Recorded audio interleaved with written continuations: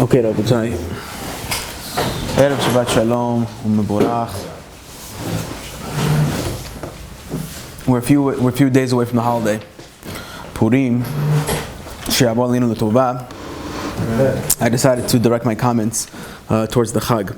Rabbi Friedman, in his Sefer Pinchas, he has an incredible talk on a Gemara that always bothered me. The Gemara finds itself in Megillah. So, B'siyata Dishmaya, we're going to put the sugya finally to bed. Before we get there, however, before we reveal the secret that he came to talk about, we have to learn the Gemara together. We have to gain some clarity before we could reveal the secret. The Gemara says in the very first source, Amar Rabba, Mehayev inish l'bisume b'puria. A person he's obligated to have a Purim Seudah on Purim. He has to drink a little bit, l'bisume b'puria, adelo yada, until he doesn't know, ben arur Haman l'baruch Mordechai. Between the difference between cursed is Haman and blessed is Mordechai. And the Gemara brings a story to seemingly substantiate the Rabbah's ruling. What does he say? Rabbi Zera avdu seudat Purim b'hadeh hadadeh. One time, these two rabbis, Rabbi and Rabbi Zera, they were having a seudah with each other, by the same seudah, ibasum, and they got drunk. Kam Rabba, and Rabba got up, shahtei l'Rabbi Zera, and he slaughtered Rabbi Zera. He killed him. Lemahar, he woke up the next morning, and he realized that Rabbi Zera's head is in the kitchen, and his body is in the living room. So he prayed to Hashem, and he performed Tichat HaMetim. And Rabbi Zera, he got up. Lishana, so the next year, Amalei, Netei Mor Venavet Seudat Purim B'Hadei Adadei. It was nice, we should do it again, like we did last year. Amalei, Lo B'Chol Shata B'Shata Mitharesh Nisa. You cannot rely on the miracle from year to year. So, the question of the Gemara is obvious. Purim is not St. Patrick's Day. Purim is not a Super Bowl. So how could it be that you have Tanaim, you have great rabbis that decided to get drunk on Purim and all of a sudden violence? One time I remember right after the Sima Shas, one of my rabbis told me that on any given one of the security guards of a Giant Stadium, he told them this. He said on any given day where we have a football game in the stadium, he said they have special prison cells downstairs in the basement that on any given day, it's filled to the brim. By the end of the game, those prison cells are filled because the people that come to the game, they drink and they get rowdy, they get into fights, they begin to curse, they insult each other's teams. So you have to lock them up until the end of the game, and then again, they kind of, no one press charges, they kind of let them go. He said the Kiddush Hashem by Sima Shas, that even though it was such a packed stadium, at the end of the night, not one person was inside the prison cell. So he said that. So this is what happens. The Goyim, on their days, they get drunk and they make violence, they cause trouble, they get rowdy. But the Yehudim, that's not the way of Yehudim. To drunk and all of a sudden, Kam Rabba, V'shachtei l'Rabbi Zera, he gets up and he slaughters Rabbi Zera. What's the pshat behind the Gemara? So before we get to the Sod, I just want to get some clarity. The Kaf HaChaim in the second source, he says, Hayav inish l'busumei b'puria. He quotes the Gemara. Says the Kaf HaChaim, Ve'im tomar, He'ahi chayvu chazal, ma sheniskab b'torah b'nevi'im, b'kam mekomot, da'ashichrut mikshol gadol. Because how could it be that the rabbis are mechayevas, they obligate us to do something that is well documented in Torah, in Nevi'im, in Ketuvim, that it's a sin to get drunk. So why all of a sudden on Purim did they set aside a day? What is did Purim become a cheat day? You have a bodybuilder that only eats chicken breast the entire year long, and he has one day for a cheat day where he eats cake. Or all of a sudden Purim became a cheat day where it's asur for the whole year round to get drunk, but on Purim they let you. Says Kaf HaChaim, what's going on? So if the rabbis struggle, what is Peshat behind the Gemara? Says the Kaf HaChaim, it could be because all the miracles that happened at the time of Purim, they happened at Seudot that had wine in it. And he gives examples. He says, in the very first page of the Megillah, you have Vashti in the 187-day party that Hashverosh threw. In that party there was wine, and Vashti was killed at that Seudah.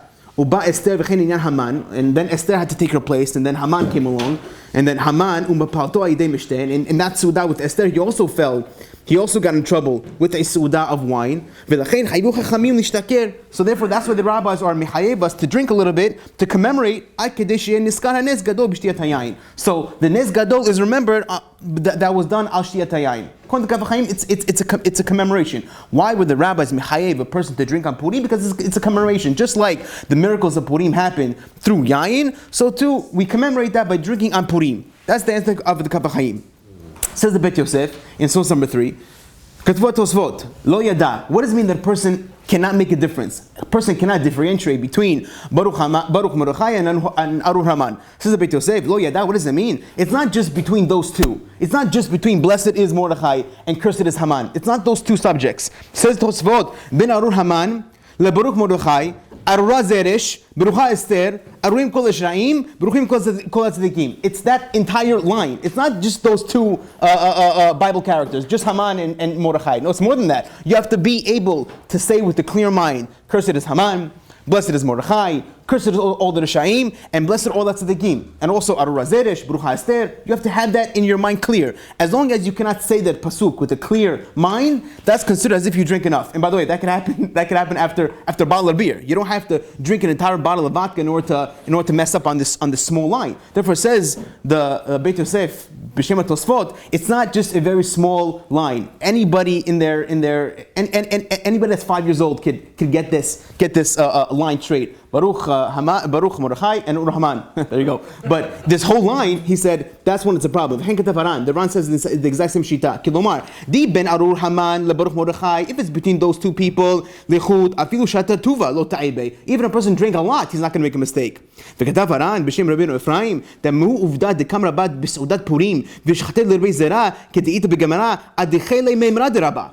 It could be, says the Ran, that the reason why the Gemara brought the story that Rabbi got up and he shtekted Rabbi Zera was because the Gemara was making a retraction. Don't come along and tell me that, the Rabbi said the person has to get drunk on Purim, and then it brings a story. Seemingly the story is not in the right place. You tell me halacha. Halacha is you have to drink on Purim. Then you bring me a story that tells me that Rabbi got up and shtekted Rabbi Zera. Says the Ran, it's mashma from this Gemara that the story was brought to retract on the halacha. The fact that you told me halakha, that you brought a story to tell me the dangers of drinking, it must be that the story was there to retract on the previous ma'amad. Therefore, says the Ran, it must be that the halakha of Rabbi, that a person has to get drunk on Purim, is incorrect. Because if it was correct, why would you bring me a story to tell me the dangers of drinking? Therefore, says the Ran, the fact that you brought me a story after the ma'amad Hazal, it must be that the ma'amad Hazal is incorrect, and for the story is correct. Therefore, says the Beit Yosef,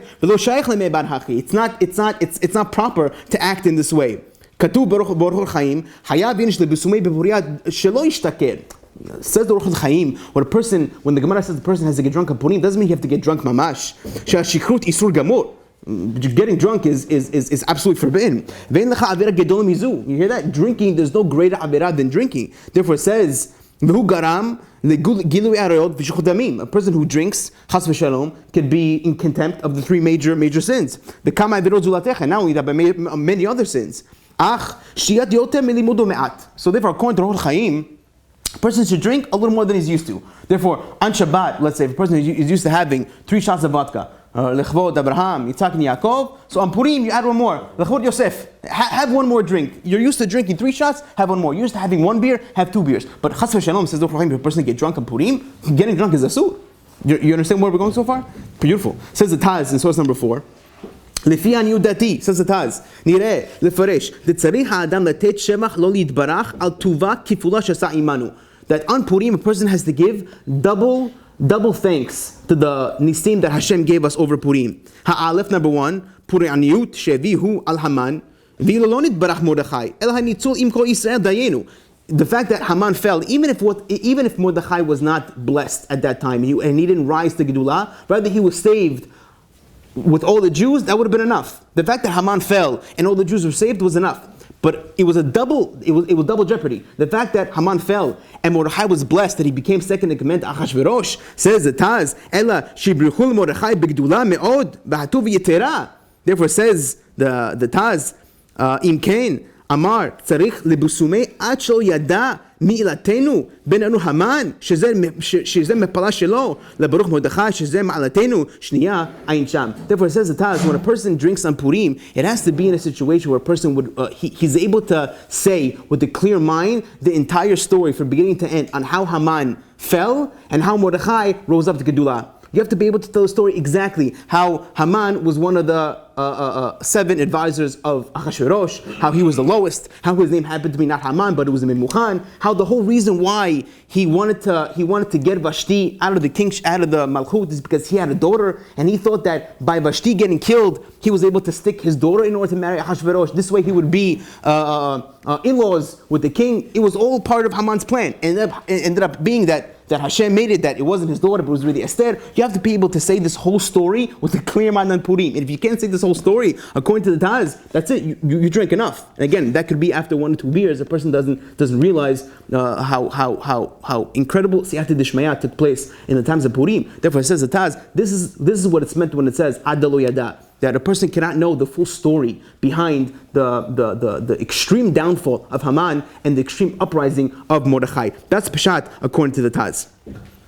Let's see from the Magen Abraham what he says in source number 5. Magen Abraham, Darur Haman, Baruch Mordechai, Shavim Bigematria. Oh, if you do the Gematria together, Arur Haman is 502.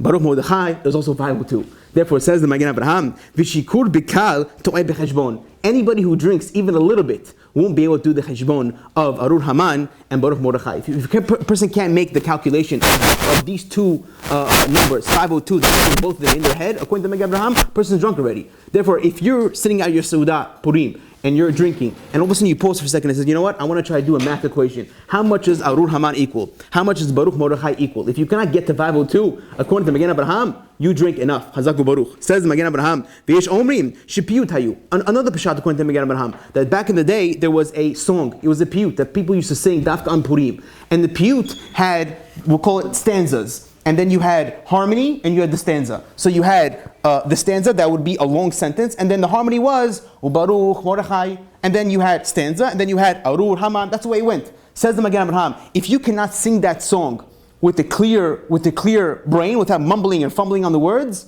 you didn't drink enough yet. But as long as you can't say that song, Chazak Baruch, you already fulfilled the obligation. Says the Magen Abraham, you can see that inside. Magen Abraham, Shal Bait Echad Onim Arur Haman. On one bite, on one stanza, they would answer Arur Haman. The Bait Echad Baruch Mordechai. And another stanza, Baruch Mordechai. V'tzarich tziluta. A person needs a clear mind, shelo lit'oto, in order not to make that mistake. Ve'ayim b'maglei tzedek, u'matei Moshe, ve'od mizeh, u'mashu mezarhin, shelo nihog b'purim kalut rosh. A person should be very careful, not to act on Purim in a light-headed manner. Ella l'smoach b'zmchat mitzvah, b'dikduk b'ntinat yadayim, v'hamotzi, b'kat hamazon, ayin sham b'arichut. Therefore, he says that if a person has a choice between drinking or over drinking a Purim and chas v'shalom missing bracha, missing b'kat hamazon, missing netiat yadayim, or missing any of the mitzvot. In fact, there's no mitzvah to drink so much that a person ends up losing a mitzvah that's actually written inside. There's no machloket whether or not a person has to wash netiat yadayim. There's no machloket to that. There's no machloket whether or not a person has to b'kat hamazon. Machloket is how a person should get drunk. Therefore, do not leave the mitzvot that's muskam, that's all agreed upon, which are our daily life mitzvot, and take the mitzvah of getting drunk on Purim, which is machloket. According to these sources, you see that it's definitely not a simple inyan, and it could be even according to the Ran. The reason why the Gemara brought a story of Rabbi getting up and chechni Rabbi Zara is because it was going back, it's retracting on the ma'amar that was said right before. Okay, Rabotai, that's a way of introduction. Those are Apiyah Pshat. But in honor of the upcoming holiday, in honor of all the members that we have today, I wanted to say a phenomenal chidush that the Shvili Pinchas brings down in his Sefer, Rabbi Friedman, and he says like this. He brings Khatam Sofer, Drashot Khatam Sofer. If you read it inside, in the beginning it's going to sound cryptic what he says, but as we continue, we're gonna crack the shell. It says in source number 6, Drashot Khatam Sofer, as follows. Oh, and by the way, if I had to answer the Gemara, the Gemara said that Kam Rabba v'shachatid Rabbi Zera. There's two pshat that I didn't bring on the page. There's the Maharsha. Maharsha says that really what happened was that Rabba didn't really kill Rabbi Zera. You cannot explain the Gemara as something that's on the surface. Chas v'shalom, Rabba did not kill Rabbi Zera. According to the Maharsha, he forced him to drink so much that he ended up passing out from the amount of wine that Rabbi gave him to drink. That's one pshat. The Abed says that what can happen a lot of times in parties is that it gets a little out of hand, it gets a little too rowdy. And Rabbi, at his party, he noticed that people were getting out of hand. So what he wanted to do in order to sober up the people, he wanted to make a big deal out of something so people just, a big shock. All of a sudden, the people get serious. So therefore, what Rabbi's intention was that his intention was not to chas v'shalom hurt Rabbi Zera. He was pretending that he was going to come and hit Rabbi Zera, but he didn't tell Rabbi Zera of his kavanah. Rabbi Zera didn't know that was Rabbi's intention. Therefore, out of sheer fright from Rabbi coming to attack him, he passed out. He lost consciousness, and that's why the next day he had to pray for him in order to revive him, basically. So that's Peshat of the Maharsha and the Gon Yabes. But we get to the Hatam Sofer. He says like this in source number 6. Derashot Hatam Sofer. She'or Kadosh HaKolel b'Megillah, the light, the spiritual greatness that comes out of the Megillah, hu mamash yoter gadol minichbad mirtorotenu hakdusha ba'atzma. Incredible.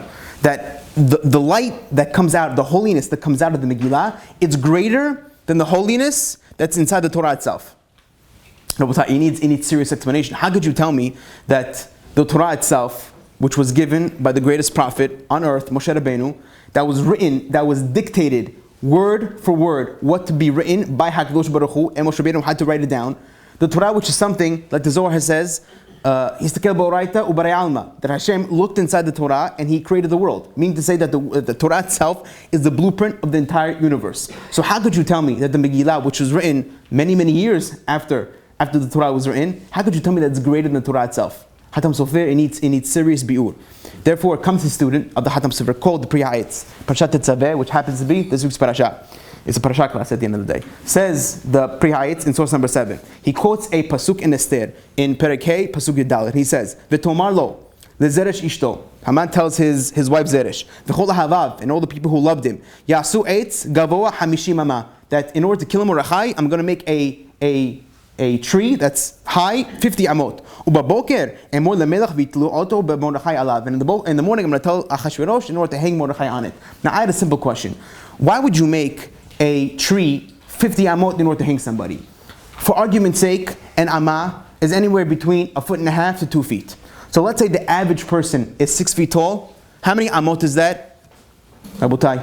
If an amah is 2 feet, argument's sake. So 6 feet tall, how many amot? 3, 4 amot. So therefore you want to go a little above. So make the tree 8 amot. Make the tree 10 amot. Why would you make the tree 50 amot long? It's like overkill. you want to kill somebody, so hang him on a regular tree. Why are you making the tree 50 feet high, 50 amot? We're talking about many feet in the air. Why would you make it so high? To kill somebody, just hang the guy, small tree, and the guy's dead. Why would you make a tree 50 amot? That's my question. Didn't he want... So public, I accept. There must be something deeper. Says he, in the next line, he quotes a Gemara in Rosh Hashanah. Hamishim Shaare bina nibreu ba'olam. There were 50 levels of wisdom that were created in the world. V'chulan nitnu leMoshe chaser achad. And every single one of them, 49 levels of wisdom was given to Moshe minus 1. Shneimar v'techasarehu me'at me'elokim. That Moshe will be missing. He will be missing a little bit from God, meaning God, He Himself has 50 levels of wisdom, but Moshe Rabbeinu is minus 1. He has 49. Therefore, says the Pri Ha'etz, V'hinei, yesh l'dagdeg b'Megillah. A person could be meticulous when it comes to the wording of the Megillah. Kishi'atzu lo la'asot eitz letut et Mordechai. When Haman's advisors, they gave him the advice to hang Mordechai on the tree, what was Haman's reaction? V'itav hadavar lifnei Haman. And Haman, he liked that idea a lot. Says the Pri Ha'etz, I don't understand. Ve'enu muvan. Mahu tav ze be'inav. What's the big deal that they told him to hang Mordechai on ha'etz? After all, isn't that how people died back in the day? When a person was punished, how'd you kill him? You hung him. And the other day, I was in one of the local yeshivas, and I asked the question to the group of kids. I said, how was Vashti killed? 90% of the people said she was hung. Because back in the day, look at all the old movies. How did they kill people? By hanging him. Wasn't the way that Mordechai, wasn't that was Haman's plan the whole time? He was going to hang Mordechai. Therefore, what was v'tava davar be'inav? When they advised him to hang Mordechai, v'tava davar, he liked it a lot. Haman, you were going to kill him like that anyway. Therefore, what was so special that the Megillah had to go out of its way to say v'tava davar be'nei Haman? We know that he liked that idea. Says the Pri Ha'etz, what was so genius that they told him that he liked it so much? Therefore, says the Pri Ha'etz, what was the kavanah? Hayita she'asu ha'etz im hitkazkut koach haduma. Oh, it wasn't a stam tree, Rabotai. This wasn't a regular tree that was 50 amot tall. This tree, they were implanting inside of it koach hatuma. It was a magic tree. It was a tree of sorcery. That the tree itself had evil powers in order to hang Mordechai on it. Therefore what? V'lachein tzivi la'asot eitz gabo 50 amah. He dafka wanted the tree to be 50 amot tall. Dahainu liksharo ad koach shar 50 asher b'tumah. You have to understand. If Hashem created 50 levels of wisdom, 50 Shaare, Binah, then on the other side, Hashem had to create 50 levels of Tumah. Therefore, because there's such a concept that's around in the world of 50 levels of Shaare Binah, therefore there's also such a concept of 50 levels of Tumah. Therefore, and who had control of it, by the way? It was Haman and his people. Therefore, the fact that Haman dafka made a tree of 50 amot, it wasn't just to hang Mordechai. Because if it was just to hang Mordechai, you're right. It was enough just to make a tree of 10 amot, it would have done the job just fine. But however, if he wanted to make a tree that was powerful with kochot tumah, how do you do it? By making a tree 50 amot, can I get 50 levels of forces of evil? And therefore says the Priyayetz, V'savru ki biyot iyavshar la'adam lasig shar hanun shel binah. It's impossible. They knew this, by the way. They're geniuses. They knew that it's impossible for any Jew to reach the 50 levels of wisdom. Therefore, if the Jew has no power to fight back because he cannot reach 50 levels of wisdom, therefore they said that killing Mordechai by this tree is a shoo-in. He has no weapon in order to beat us with. And therefore says the Priyayetz, Lechein lo yuchal Mordechai litgaber shar hanun shel tumah. Therefore, Mordechai cannot beat the Shar Hanun of Tumah because he himself doesn't have the proper weapons to fight against the 50 levels of Tumah. How did Haman actually build how does he get a tree and fill it with 50 levels? Wish I knew, kiddo. Therefore says the Priyayetz that since Haman infused with this tree 50 levels of evil, of Tumah, Mordechai had no way of fighting it. How do I know, incidentally, by the way, that no human can reach the 50 level of wisdom?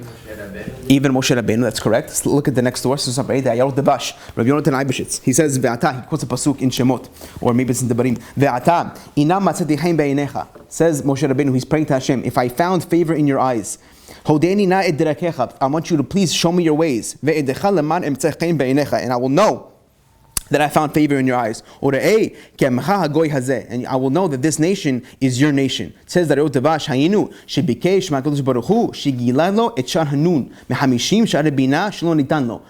Rabbeinu at this point in this pasuk he prayed to Hashem that Hashem would reveal to him the 50 levels of wisdom. And what did Hashem answer back to him in the very next line? Vayomer lo tuchal lirot panai. You cannot see my face. Ki lo yar'eni adam v'chai. It's impossible for a person to see my face and live. Therefore says Rabbi Yonatan Eibeshitz, it's impossible for a human to reach the 50 levels of wisdom. And at the same time, be alive at the same time. And therefore, Yesh L'Rmos, by the way, Ha'adam Bigamatria Nun. The word is, if you take the Gematria of Ha'adam, so looking back at the Pasuk, Ki lo yareni Adam v'chai. Person cannot reach Ha'adam. What's Ha'adam? Person cannot reach the 50 levels of Binah and stay alive at the same time. Meaning to say that Hashem told Moshe Rabbeinu, the only way a person could reach the 50 levels of Tumah is if he's dead. And therefore, I'm assuming, says HaKadosh Baruch Hu, that you don't want to die, Moshe. And therefore, if you want to reach 50 levels of Kiddusha, of Binah, the prerequisite to reach that level is death. And therefore, he tells Moshe Rabbeinu, Ki ha'or, the light, shel Shar Hanun, that's in this gate of 50, who kol kach gadol, it's so great. The ore is so great, the light is so great from the 50 levels of that the neshama pashut just it wants to come out. And therefore he told Moshe Rabbeinu, it's impossible that a human being could reach this level of Kiddusha without having to die first. Because just from the light that comes out of the 50 levels of wisdom, the neshama itself it wants to separate from the body. Therefore, Rabotai, Haman was so smart. What he did with this tree of 50 amot, it was like a double-edged sword. It was a catch-22. Because no matter how you want to play it, Mordechai was going to die either way. Because in Lashon of the Gemara we say Meman Avshach. No matter how you play it, Mordechai is going to die. Because if you want to tell me that Mordechai cannot reach the 50 levels of Tumah, of Kiddusha, therefore the tree, 50 levels of Tumah, is going to hang Mordechai and he's going to die. Just because he doesn't have anything to fight the 50 levels of Tumah. And if you want to tell me that he can reach the 50 levels of Kiddusha, well, just by reaching the 50 level, he's going to die anyway. Because Lo Yarni Adam V'chai. Therefore, it's a catch-22. Memarav shach, Mordechai is going to die. Therefore, Rabotai, how did we survive the story of Purim if indeed Haman had this atom bomb of a weapon called the tree of 50 amot, which was the tree that was infused with 50 levels of tumah? How did Mordechai Tzaddik ever surpass the tree? You understand the question? I don't understand how does this answer show that the Megillah is. Oh, we're not done yet. We're not done yet. That's the goal of the class is to explain the Hatam Sofer. What did he mean by saying that the Megillah is greater than the Torah itself? And also, but we're building. Didn't the Bnei Israel, didn't they say Hashem's face by Matan Torah, but Hashem brought them back to life? So didn't at a time they actually reach that 50th level because they died and they brought them back? Maybe, but maybe. I don't know. Therefore, says the Megillah Mukot in source number 9. Parsha Vet Hanan. You're right that Moshe Rabbeinu did not reach the 50 level of wisdom in his lifetime, but he did reach it in his death, like we explained. It says the Megillah Mukot, Ki Moshe Rabbeinu zacha la'asig lefnei pitirato gam et Shar Hanun. You're right. At the time that Moshe Rabbeinu died, he did reach the 50 level of Kiddusha, of Binah. V'nirmaz b'pasuk shama Moshe v'neshev bagai mul beit peor. Moshe Rabbeinu tells the Jewish people, v'neshev bagai, I will sit in Gai mul beit peor, which is right across from Beit Peor. Says the Megillah Mukot, Neshev is actually Rosh Tevot for Nun, Neshev, Nun, Het, or Nun, Shin, Bet is Nun, Shaare Binah. Therefore, he was hinting to the Jewish people, Neshev, Begai, Mul Beit Peor, that I will eventually, in my death, I will reach Neshev, I will reach Nun, Shaare Binah. It was on that gate that Hashem told Moshe before he dies, Ale Rosh HaPizga, that you're going to go above the Rosh HaPizga. Sheyasig et Shar Hanun, Shu Rosh HaPizga, Lemala Mikol HaSha'arim. So it says, according to Megillah Mukot, Moshe Rabbeinu did indeed reach the 50 level of Kiddusha before his death. And his source is the Arizal. If you look in the Arizal, source number 10, Benu Ari, Yakoti Torah, Parsha Vet Hanan, he says, Ki b'hayav, and you're right, in Moshe Rabbeinu's lifetime, Lo Hisig, he did not reach the 50 level of Kiddusha. However, Ava Beit Pitirato, but as he died, Zachal Hasigo, he did reach it in this time. Liyot Shekavanat Moshe Hayel Tova. Moshe Rabbeinu's kavanah, his intent to reach this 50 level, it was for the good. Therefore, Lo Manahjud Barachatov. Therefore, Hashem did not withhold it from him. Ube'et Sifat Ruach, and the time that he gathered Moshe Rabbeinu's spirit, meaning that he died. The pasuk says, Vaya'al Ma'aravot Moav. That Moshe Rabbeinu went above Aravot Moav, El Har Navo. He went to a place called Har Nevo. Says the Shla, he explains what the Arizal means if you turn the page. Says the Shla, what does it mean that Vayal Marot Moav El Har Nevo? Says the Shla, Kavanat Arizal, Ki Har Navo, it's really a remez, it's really a hint. Hu remez, Ashar Hanun, Shekain, Nevo, Otiyot, Nun Bo. Therefore, when the Pasuk says, Vayal Maravot Moav, that Moshe Rabbeinu, he went up from Aravot Moav, he went to a place called Har Nevo. The words Nevo is Nun, Bet Vav, mean to say Nun Bo, that Moshe Rabbeinu finally reached Nun Bo. He reached the 50th level of Kiddusha. And how did he do so? Vaya'al Ma'aravot Mo'av. He went above Aravot Mo'av. Says the Shla Kadosh, the word Mo'av is Gematria 49. And therefore Vaya'al, what's the words? Vaya'al Moshe Ma'aravot Mo'av. He went up from Mo'av. What's Mo'av? 49. He went from 49 El Har Nevo to Har Nevo, which is number 50. Therefore says the Shla Kadosh, Ve'esh lo osif, Ki Mo'av begematria memtet, V'zeu remes ha'pasuk, V'yal Moshe Maravot Mo'av. So Moshe Rabbeinu, at the time that he passed away, he accomplished a tremendous feat, something that nobody accomplished before in their lifetime. Moshe Rabbeinu reached the 50th level of Kiddusha. So Hazak Baruch. So Moshe reached it. But what does that do for us? The fact that Moshe Rabbeinu reached the 50th level of Kiddusha doesn't do anything for Mordechai. Haman is still going to beat him. Therefore, says the Shvili Pinchas, source number 12. The fact that Moshe Rabbeinu, he himself was zochet to reach the Shar Hanun, it was a binyan av. It was the foundation, and this allows the fact that a human being reached the 50th level of binah in their lifetime, or by the time that they died. It gave human beings or Jewish tzaddikim the ability to reach Shar Hanun at a time of need. Says Shvili Pinchas, I'll read it one more time. Because Moshe Rabbeinu reached the 50th level, because of that reason, because of this episode, all the tzaddikim in every generation, at the time of need. La'orer shuv b'derech nes me'en hagilui shashar hanun. It gives the tzaddikim the ability to also reach Shar Hanun at the time they need it. Therefore, you have Haman coming against the Jewish people with an atomic bomb of Tumah. He has a tree that's 50th level of Tumah. How are we going to fight it? Says Hashem, I'm going to reveal to Mordechai the 50th level of Kiddusha just so he can beat Haman. And Hashem is going to put a rabbit out of his hat. And in order to protect the tzaddikim that are going to reach Shaare 50, I'm going to allow them to reach it. I'm going to protect them at that time in order for them not to die.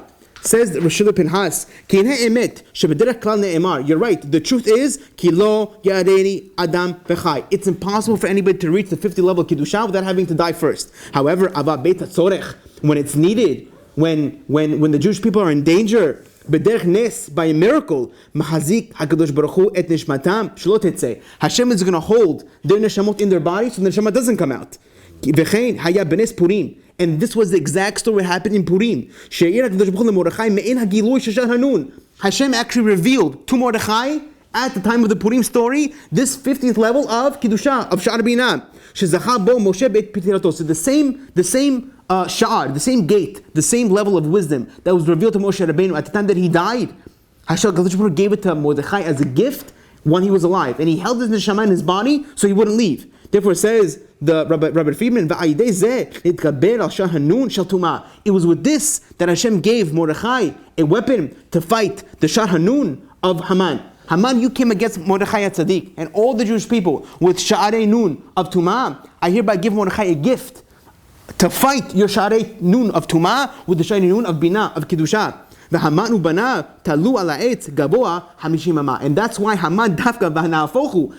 You tried to hang Haman, you tried to hang Mordechai on a tree that was infused with evil powers. I hereby give Mordechai the power to fight against your tree, and it was the exact same tree that you were hung on. In fact, Rabbi, I think it's actually hinted in the Megillah itself. If you look at source number 13, Esther, Tet Chavchei, U'b'u'al lifnei HaMelech. Right? The pasuk says that they came in front of the king. Amar ima sefer yashuv machshavato hara'ah asher chashav al Yehudim, that the evil plan that Haman had are going to return, and it's going to be put on his head what he thought to do to the Jews. Arosho v'talu et banav al ha'etz. If you look at the word machshavato hara'ah asher chashav al Yehudim, that he thought to do to the Yehudim, the word hashav is rosh tevot 50 Shaare Binah, and therefore we see that HaKadosh Baruch Hu, instead of giving the powers to Haman, he took it away from him. He gave the powers to Mordechai in order to hang Haman on the tree.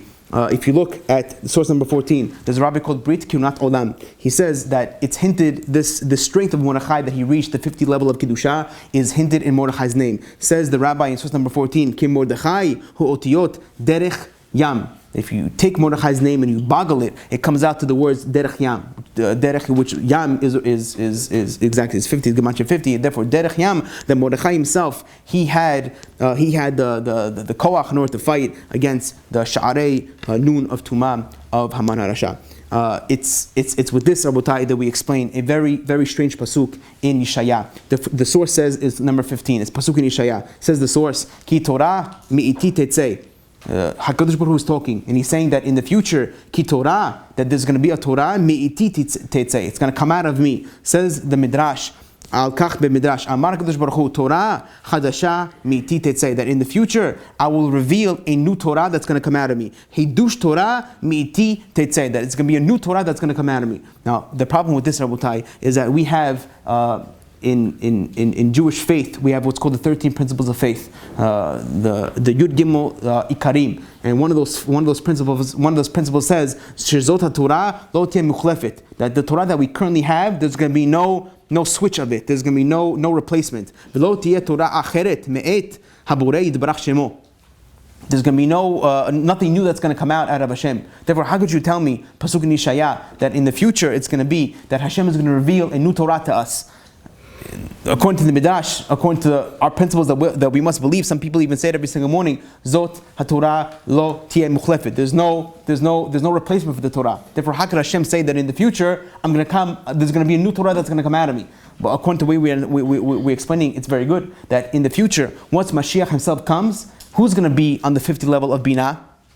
Everybody, exactly. And therefore, once Mashiach comes, he's going to reveal to everybody the 50th level of Binah. And the Torah itself is not going to change. The Torah is the same. However, our understanding of the Torah is going to change. Therefore, since everybody is going to be on the 50th level of Binah, of Kiddusha, we're going to look at the Torah in a whole different fashion. In fact, that's going to be one of Mashiach's jobs in order to reveal this new wisdom towards us, and we're going to look at the Torah in a whole different fashion. In fact, if you take the words of Mashiach, the Mem, the Shin, the Yud, and the Chet, it's actually Rosh Tevot for Mashiach Yigaleh Hamishim Sha'arim. That Mashiach himself is going to reveal the 50 level of Tumah he says Mashiach Yigaleh Shaar Hamishim, that Mashiach himself is going to reveal the 50 level of Kiddusha Binah. Therefore, you're right. When Yeshaya tells us that Hashem is going to have a new Torah, that Torah Hadasha Miti Tetzeh, it's not going to be Mamash new Torah, but it's going to be a Torah that we're going to understand on a whole new level. Therefore, for us, it's going to be like something that's considered new. Based on this Rabotai, we can understand the Hatam Sofer. Hatam Sofer came along and he said that the level of Megillah that's written is higher than the level of the Torah itself. And we asked, how could that be? Torah was written by Moshe Rabbeinu. It's the blueprint of the world. Therefore, how could you tell me in the Megillah that the Megillah is higher than the Torah itself? According to this, we understand. Because Moshe Rabbeinu, who wrote the Torah, how many levels of wisdom did he write the Torah with? 49, exactly. And therefore, and who wrote the Megillah? It was Mordechai who wrote it. And how many levels of wisdom did he reach? 50. He reached 50, exactly. Therefore, according to Hatam Sofer, according to the way Rabbi Friedman explained, we understand why the or that comes out of the Megillah is indeed higher than the or that comes out of the Torah, because the Torah was written with the 49 levels of wisdom. But the Megillah itself, it was written with level 50 by Mordechai himself. Therefore, it says the Shvei Pinchas in source number 16, Hine Kain, Yarviach Lanu, Lahavin Me'at, now we understand what the Chatam Sofer tried to say. She'or HaKadosh HaKolel b'Megillah hu mamash yoter gadol v'nechbad b'Torah HaKdusha be'atzma. It's higher, the Torah itself. How could that be? Ki Toratenu HaKdusha hi mem tet Shaare binah she'tiglu Moshe Rabbeinu. The Torah itself is a revelation of 49 levels of wisdom. However, v'ilu b'Megillah hi hitgalut Shaare nun me'ein hageula hatida. It's similar to that of wisdom that we're going to reach when Mashiach comes. Therefore, says the Hatam Sofer, that's why the Megillah is higher than the Torah itself, because Torah was written with level 50, but the Torah itself was written at only level 49, and that's why the order that comes out of the Megillah is indeed higher than the order that comes out of the Megillah itself. And based on this, Rabbi Friedman has an incredible interpretation to the story of Rabbi and Rabbi Zera. He says, you're right, Be'emet, Rabbi did not kill Rabbi Zera, that's not what happened. But, he said, it's possible that Rabbi, at that Purim party, what he was drinking with his buddy Rabbi Zera, that Rabbi at that point, he actually reached the 50 level of Shaare Binah. That same level that Mordechai reached and Moshe Rabbeinu reached at the time of his death, Rabbi at the Purim Seudah, he reached it. And therefore, for whatever reason, he also tried to get Rabbi Zera to reach the same exact level. But Rabbi Zera, he wasn't holding as much as Rabbi was. And therefore, when he tried to reach it, what happens when a person tries to reach level 50 when he's not ready? Lo yareni adam v'chai. Person cannot live at that moment, and therefore Rabbi Zera tried to reach it, and because he tried to reach it, he fainted. He passed out. The Neshama left him. That's why the next morning, when Rabbi saw him, Rabbi reached the 50 level, but he didn't. When he saw him, he had to pray for him in order to bring it to Chet HaMetim. Says Rabbi Friedman in the next paragraph, Kam la'alot b'hasagato ad Shaare nun. Rabbi indeed at that Purim Seudah, he reached level 50. Va'idei zeh shachtel Rabbi Zera. And because of that, he, so to speak, he shechted Rabbi Zera. Shlo haya yachol la'amod b'hasaga zeh. He cannot reach this level of 50. B'chayim chiyuto. And with living at the same time. B'bechinat kilo yadin adam v'chai. Va'idei zeh parchan nishmato. It's based on this. That's why his neshama completely came out of him. Therefore, it's incredible interpretation to the Gemara. Exactly. It could be, says the Shvei Pinchas, that at that party that Rabbi was drinking with Rabbi Zera, the reason why seemingly that Rabbi killed Rabbi Zera, not because he physically killed him, rather because Rabbi reached level nun, and Rabbi Zera couldn't. And therefore, since he couldn't, lo yarei adam b'chai, and the neshama completely fell out. How did they reach that level while they're drunk? So you see from here, the heights that a person could reach if he uses this Su'udah in the correct fashion. Like I said in the beginning of the Shi'ur, the Purim Su'udah is not St. Patrick's Day. It's not Super Bowl Sunday where a person gets drunk and commits violence. It's the exact opposite. However, the rabbis knew, the rabbis knew how to utilize the drink in order to reach high levels. Therefore, it's based on this knowledge that we have that Rabbi actually did reach the Nun Shaare Bina, that he explains another Gemara, Baba Mitziyah. Before we get to the Gemara, you need an introduction.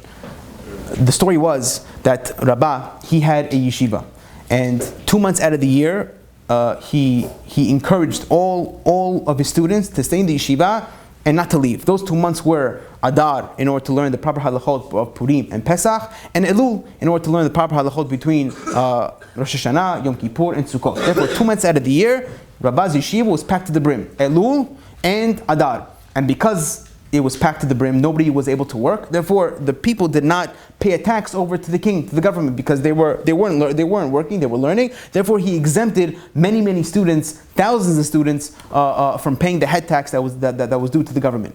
The government doesn't like when people don't pay the taxes, and therefore it was decided that Rabbi actually was Hayav Mitah. Rabbi heard that the government was trying to get him, and therefore he became a fugitive on the run, and he ran away from the government. He went from place to place, all over, running around in Bavel, until finally, after many weeks of chasing him, they caught up to him in the same exact hotel. And it was that the government's hitman and Rabbi were in the same room, and the Gemara says that Rabbi prayed, and the room collapsed, and Rabbi was able to escape. He escaped through the bushes, and he ended up in a swamp. And as he was on the swamp, the Gemara says that he sat on the stump of a tree and he began to learn Torah. With that introduction, at that moment, there was a machloket in the Shamayim. Says the Gemara in source number 17, Baba Mitziyah Daf Pevav. Ka miflege b'metifta direkiyah. There was a machloket in the yeshiva in Shamayim. What happened? Baheret kodem l'se'ah lavan tameh. V'im se'ah lavan kodem l'baheret tahor. So this rule is not machloket. This was the introduction to the machloket. Anytime you have a baheret, what's a baheret? Baheret is a white spot on a person's arm that signifies that a person just got sarat, which is leprosy in English. So the Gemara has no machloket. If a person has a white spot on his skin, and then he has a white hair that grows out of the spot, according to everybody, that's considered tameh. It's considered impure. It's a spiritual impurity, and therefore the guy has to go through a 7-day cleansing process.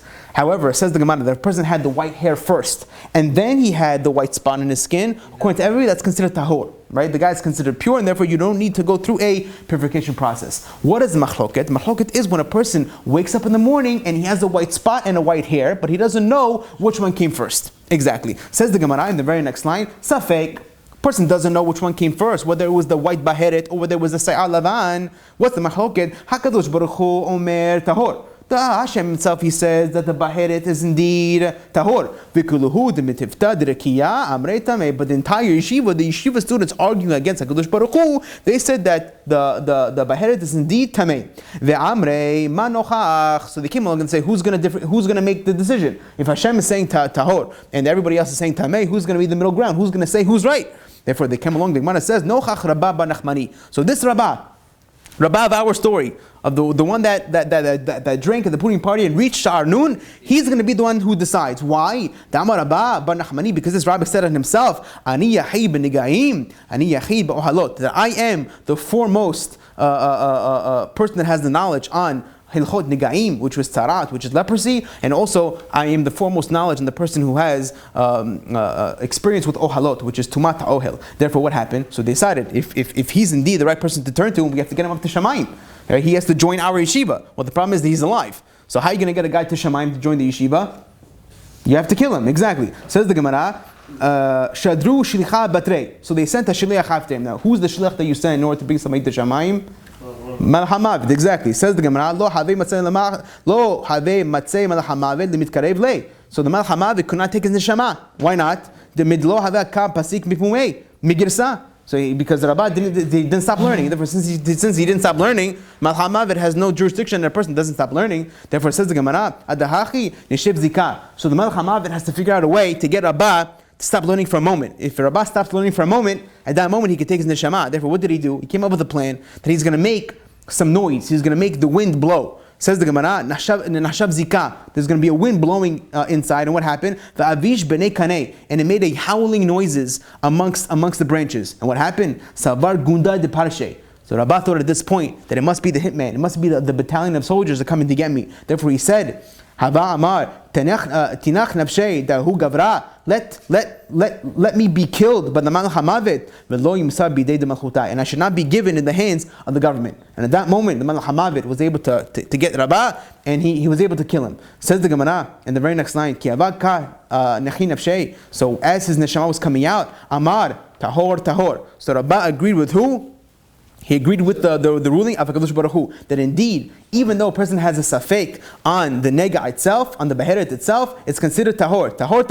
Yastabat kol ve'amra. So a voice came out and said, Ashrecha Rabba Nachmani, sheguvha tahor, v'yasta nishmatecha betahor. That your body is indeed pure, and your neshama came out at the time that you said pure. Says the Ran on this Gemara in source number 18. Metameh al kach. Says the Ran, I have a question.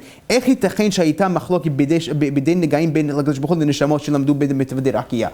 be that there's machloket between Hashem and the students that learn Torah in Shamayim? Is it possible a person could have a machloket with Hashem? Isn't Hashem right about everything? Therefore, how could it be that the rabbis in Shamayim had a machloket on Hashem? Says, or close. Says the Ran, Hello, Hakadosh Baruch Hu noten Torah. Hashem himself, He gave the Torah. Obviously, if you have a guy who made a car, and there's something wrong with the car, are you going to go to a guy that flips hamburgers to ask him, excuse me, how do you fix the car? Obviously not. You go to the guy who made the car. Therefore Hashem gave the Torah. Therefore doesn't He know what's the right halacha or not? How is it possible a person can argue on Hashem? What's the reason? Torah. At the time that Hashem gave the Torah over to the Jewish people, Masar HaKadosh Baruch Hu et Torah liYisrael, shechiyu lefi hasagatam bechomish ptei Torah. At the moment that Hashem gave the Jewish people the Torah by Har Sinai, He said, whatever decisions you make on the Torah, that's going to be it. Meaning to say that the Torah lo b'shamayim He. That once God, so to speak, He let go of the Torah, He gave the Torah over to the Jewish people, He said at this moment, it doesn't belong to me anymore. And therefore, it's almost as if the car maker gave all rights to the car over to the guy who's driving it. You have this car 100%, and therefore whatever you decide is correct, is correct. Therefore, I have no more jurisdiction on the Torah itself. Therefore, says the Ran, V'im lefi sichlam ve'anushei shel chachmei Torah nireh beinehem shehalacha hi kach v'kach. If according to the wisdom of the rabbis studying Torah, they think that halacha should be like this and like this, halacha kimotam, then halacha is like that. Afilu im hakadosh baruch hu kiviyachol lefi gadol hasago masik shehalacha enokein. Even if Hashem, with His infinite understanding, with His infinite wisdom, sees this halacha should not be like that, still halacha is like the chachamim. Ki Torah lo b'shamayim hi. Oh, so in that case, if you have a machloket between the rabbis and Hashem on a safek nega, whether it's tahor or tameh, and Hashem says tahor, and they say tameh, shouldn't it be tameh? According to the ruling that the Ran just brought down, halacha should be like the rabbis, it's tameh. However, Hashem said, I'm picking dafka, the one man that could say halacha is like me. Says the source number 19. Me'ata aminu b'tichilu ruchimu. I come with fear and trepidation. Ki machloket shayita ben HaKadosh Baruch Hu l'mitifta dirakia b'savek negaim. This machloket that they had between the safek ohalot, shakadosh baruch hu amar tahor, ubnei mitifta amru tamei, hinei hakadosh baruch hu amar tahor lefi hazakato b'shan hanun. The reason why Hashem said it's tahor is because according to His understanding, again, Hashem is the only other the only other being that reached shan hanun, and therefore according to His understanding of the Torah in shan nun, in the 50th level of wisdom, Hashem said this nega and the safek is considered tahor. Shu atid lagalot lanu b'bichinat Torah hadasha me'iti tetzei, that in the future He's going to reveal this wisdom to all of Klal Yisrael, and therefore ava brimi tifta derakia amru tamei. The rabbis in the rakia, in the yeshiva in Shamayim, they said tamei. Why? Because they were still on which level of wisdom? On level 49. Ki Moshe Rabbeinu gam heim lo yisigu shananun. Because just like Moshe Rabbeinu in his lifetime, these rabbis in the yeshiva also only reached shar memtet. However, lakach lefi hasagatam b'memtet sharabina, according to their understanding of 49 levels of wisdom, chashvu shezeh tamei. They thought that safek is indeed considered tamei. Therefore, what did Hashem do? Lefi zeh nachshil lahavin ma shebaruch hu haskamat HaKadosh Baruch Hu b'Rabbi bar Nachmani. Now we understand why Hashem decided to call up Rabbi bar Nachmani. Why? Shichril halacha kemi. Let Rabbah choose who the halacha is like. Ki ma'achar she'egia zmano listalek min ha'olam hazeh li'yeshiva shel ma'ala, because at the time that Rabbah, when it was Rabbah's time to die in this world, because zacha b'Purim la'asik et Shaar Hanun, he already reached Shaar Hanun in the time of Purim. Kamo she'asik b'Mordechai tzaddik b'shato, just like Mordechai reached Shaar Hanun, so did Rabbah. Lachein ra'ui hu she'yitgaleh lo Shaar Hanun b'shat pitirato. Therefore, Hashem revealed to Rabbah Shaar Hanun twice. Once in the story of Purim, and once at the time that he died.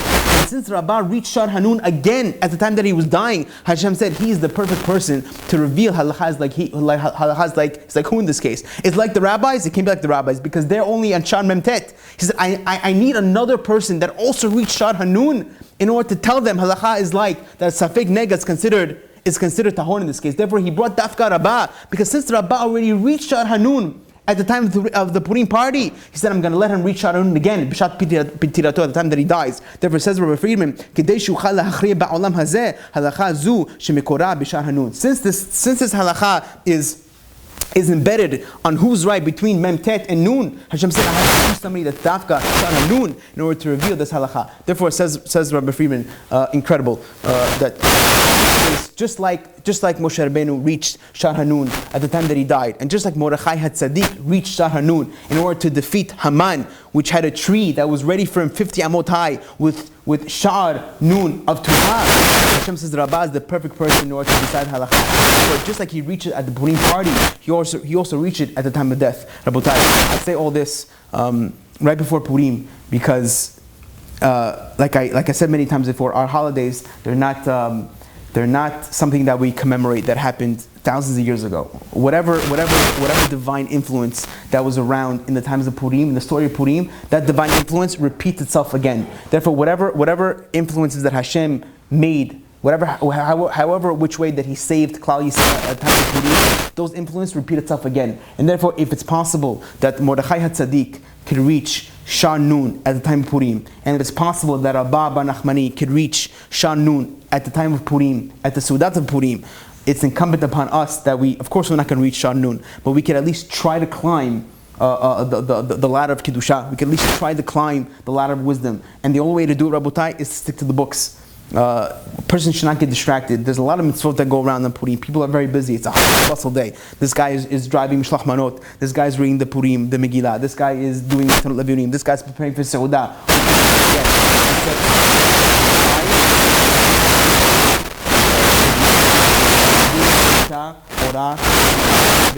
Says the Gemara, what does it mean by Yudim Haita Ora? Ora zu Torah. Kine mitzvah Torah or. That the whole basis of the Megillah, like Yudim Haita Ora, the Ora itself is in reference to the Torah. Therefore, we cannot leave what the Megillah says is our Or, which is the Torah. We cannot just completely ignore Torah on the basis of say, as if listen, today's a different day, therefore I'm going to learn a different day. Absolutely not. It says the Gemara in Shabbat and Daf Pechet that Ki'imu v'Kiblu, that the Jewish people they reaffirm their commitment to the Torah. When Hashem gave the Torah to us on Har Sinai, many years before that, it was almost as if it was forced, right?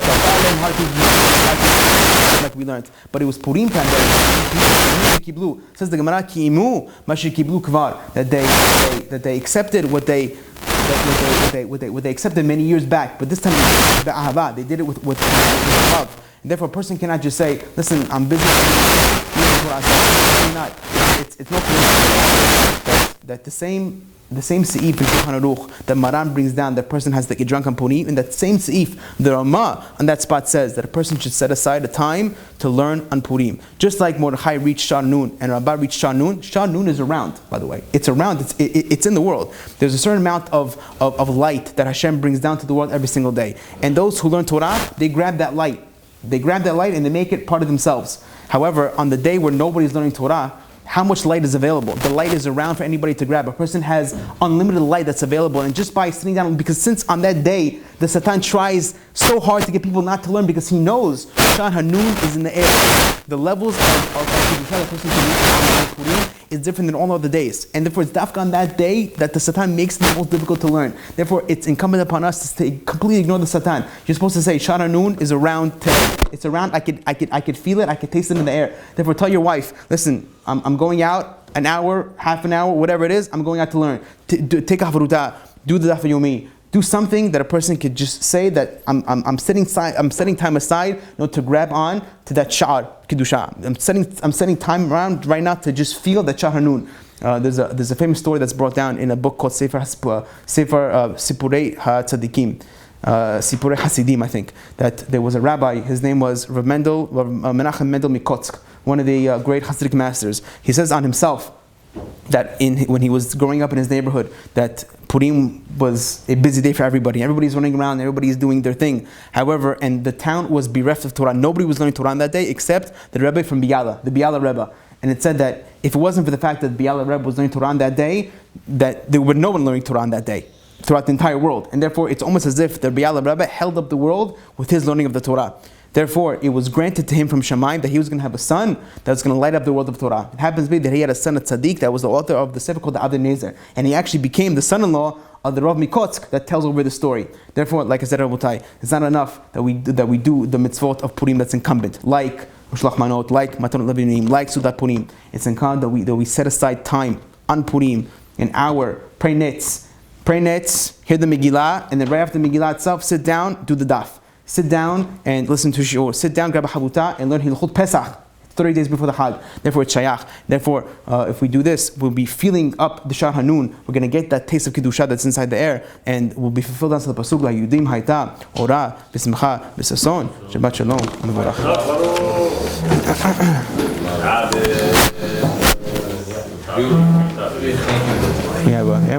בחנניה בנקה שאומר צער הקדוש ברוך הוא לזכור את עצות לפיכך אלא הם תורה מסורת שנאמר אנו חפש למען צדקו ידעו תורה ביד